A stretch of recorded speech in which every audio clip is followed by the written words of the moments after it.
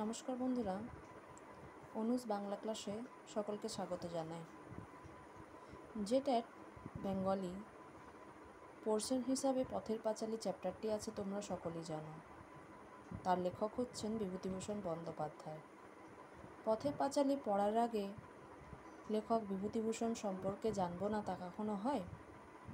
তাই আজ বিভূতিভূষণ বন্দ্যোপাধ্যায়ের সম্পর্কে কিছু অজানা তথ্য আমি তোমাদের সঙ্গে শেয়ার করব। বিভূতিভূষণ বন্দ্যোপাধ্যায়কে ত্রয়ী বন্দ্যোপাধ্যায় হিসাবে খুব পরিচিত ছিলেন। ত্রয়ী বন্দ্যোপাধ্যায় কেন বলা হতো? বিভূতিভূষণ তো একজন একা, কিন্তু না, বিভূতিভূষণরা ছিলেন তিন ভাই: বিভূতিভূষণ বন্দ্যোপাধ্যায়, তারাশঙ্কর বন্দ্যোপাধ্যায় ও মানিক বন্দ্যোপাধ্যায়।